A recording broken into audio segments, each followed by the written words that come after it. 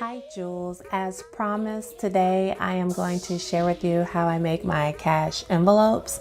I decided to make this cute beauty cash envelope using my paper from the Beat Box. Normally the cash envelopes are kind of laminated and they're used by folding two pieces of paper in half and then putting them through the laminator. But I decided to use this double-sided paper because every time I looked at it, it reminded me of Sephora. So I just wanted to show you that the money easily fits inside the envelope and closes. I like the envelopes to have like a little flap, so that's why it closes. And then there's more than enough room where you can punch it on the outer side here. You can punch it if you need to, if you want to put it inside of a binder or a planner, however you do it. So like I said, when I made this, I was like, only thing I kept seeing about this paper was Sephora. So I was like, this will make a cute beauty envelope with the makeup swatches on the inside. There's not much measurements that you need to know for a cash envelope. Most cash envelopes are 7 inches long by 3.5 inches. So these are just the tools that I use to do it. Nothing fancy here. And let's just get started. So the first thing I wanted to do is, because I wanted a flap, I needed to measure out my first crease on where I'm going to fold the actual envelope in half. So here I just measured out 3.5 inches. So I just put my ruler at the bottom of the paper where it's 3.5 inches and made the little line on top, and I did it on both sides. Then I'm going to use my paper trimmer and just use the scoring option on my paper trimmer to score it, make it easier to fold. I want to make sure I emphasize that I'm using the scoring option. If you cut it, you cut it. And this paper is what, 8.5 by 11. So it only makes a envelope. So if you cut off that much of that paper, you'll be laminating it. And like I said, what I love the most about this paper was the material is so thick and cardstock-like that I don't need to laminate it for it to be durable. So I'm just gonna line this up, this 3.5 inches, measure it out, and I'm going to score it. I'm going to score it a couple times just to make sure that that crease gets good in there. Yes, yes, yes. And then once I do that a couple times, I'm going to take it out and fold it. I like to fold it backwards first and then fold it in the direction that I want, just to make sure that it's good and folded. So as you can see, I got it here. And I can determine now how big I want my flap, but I chose not to. I just went ahead and went for it and measure it. So like I said, the envelope, the base of the envelope has to be 7 inches wide. So I'm just gonna measure here what I'm gonna cut off on the ends because I need to make a flap. So I don't know the best way to explain it without you kind of just seeing it. So I'm just gonna cut off. This is probably like a 1/2 inch, but I just used the side of the ruler as kind of my guide. I'm just gonna cut off up into where that crease is, and I know it's hard for you guys to see it, but I'm making sure that that's cut, and I'm gonna take it out so you can see it close up, that little flat piece, because to make the envelopes the way that I like them, instead of just being folded in half, it needs a side flap to adhere the insides. And I know that sounds awkward, but you'll see when we get to that point, I need those flaps on the side. So I'm just gonna do the same thing on the other side. I'm gonna cut it until when I get to the base part of where the envelope actually is. And so the idea again is that it needs to be 7 inches long on the ends, and the inside can be however long because we're just going to fold them anyway. So when we get to that point, you'll see.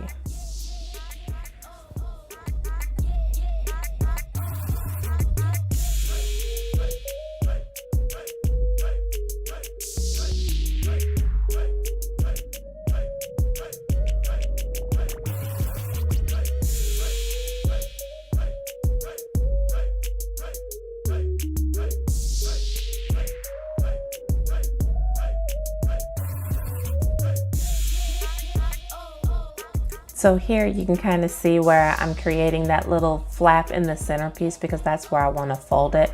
And I'm just putting it right back in here so I can score it so I can fold a little easier. But you get the point. There has to be a flap in the center that folds in that, and that's what we're going to glue so it kind of makes the pocket for you. Now that I have one side done, I'm going to go do the other one, but I wanted to trim it up because, you know, it's time for me to get a new paper trimmer. And I think I'm going to get a Fiskars trimmer because I have some problems with this Recollection trimmer, but you know, it is what it is. It does its purpose. So now I'm just going to go do the same thing to the other side. And I thought it would be best not to speed this up so you guys can get a real good idea of how long it doesn't take to do this. I don't use a kind of a guide or anything or a cut file. This is just me eyeballing what I think an envelope looks like, how to make one, and what I feel what needs to be done to make it work appropriately. So here again, cutting out the flaps because now I want to make sure that my ends are at least 7 and the inside can be whatever. So I have the least waste with paper because I don't like waste by doing it this way. And as you can see, I'm just going to flip it over because I'm going to fold that on the inside. That's what I mean. And that's where it's going to glue on the inside. So I'm like, yep, making sure that like it is, it's 7. And I'm going to make sure you can see that in a moment or not.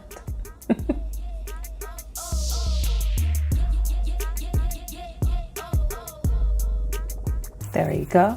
So as you can see from where I scored it at, it's 7, and that's the base part of the envelope, and that's what needs to be 7. The outer flaps can be however long because they're just going to get glued in, so it doesn't matter. So now I'm going to go cut the other side off.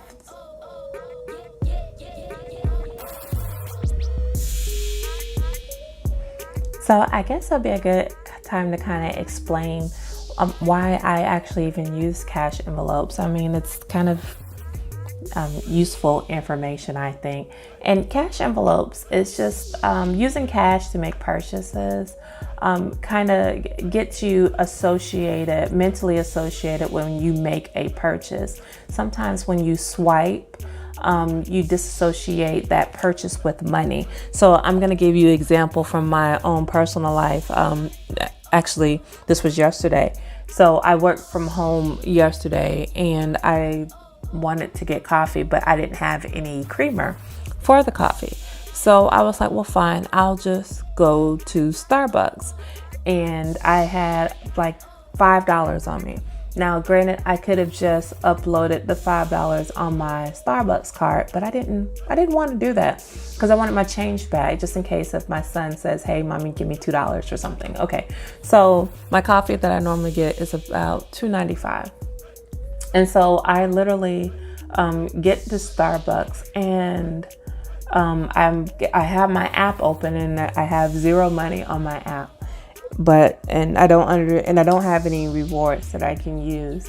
And I'm sitting there trying to debate, am I really going to pay $3 for a cup of coffee?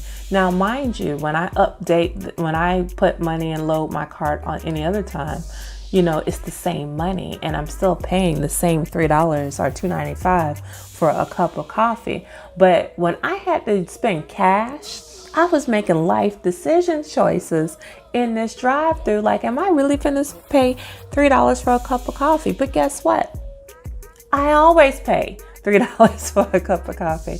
So that's just my little life example of, you know, how cash envelopes are using cash versus using your debit card and swiping or using an app or something where the money is loaded on there. It's a psychological disassociation with making the purchase. So that's my tidbits. So here I am just making my flap. I'm trying to figure out like how big I want my flap. And normally I try to get like I would say 1.5 inches. But I just used the ruler as a guide from the fold and determine where that was. And again, I'm just going to score that middle again because I wanted to be able to fold. So I'm going to fold it forward and then I'm going to fold it backwards. just to make sure that that fold is where I want it. And this is pretty much the bulk of all the cutting. I'm going to use my corner trimmer to round the edges because I think that looks nicer.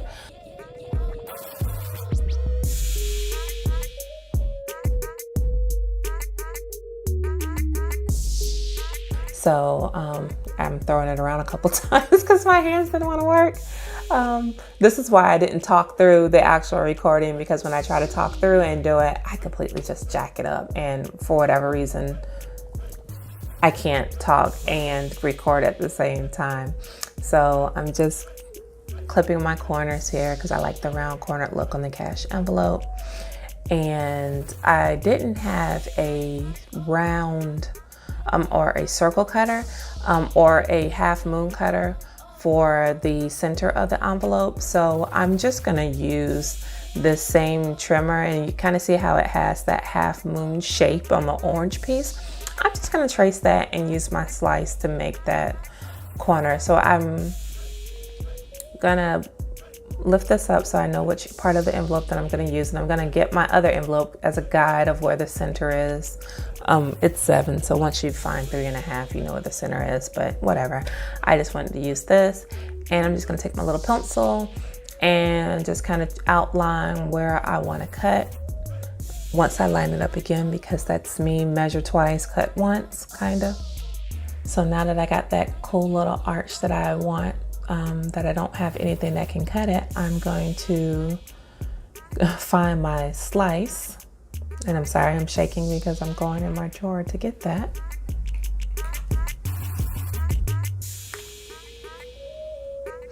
And now I'm gonna put it back. I don't know why I removed it, but I was trying to find the best angle that you guys can see and that I could see at the same time without, you know, getting myself or my hair in the way.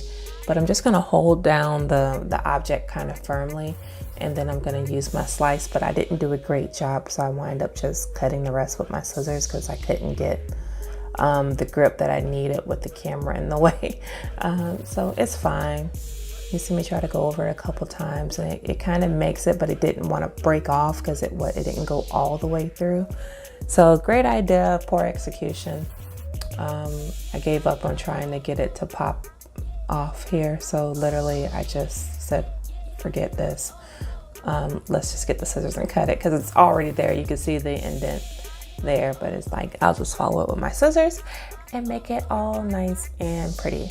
And then once I cut this, it's literally the assembling process, and that's the easy part. So I just use my Tombow permanent adhesive, and I am going to tape down the sides, the little flat pieces that I made. And then I'm gonna also put it on the inside of where it's gonna contact the front flip up piece of it. Just if you have glue on both sides or tape on both sides, it just makes it extra sticky, I think. So that's what I did. So now I just can't seem to find anything when I need to. And I'm gonna fold it in and then put it out here. And I'm gonna put about 2 good stripes of it.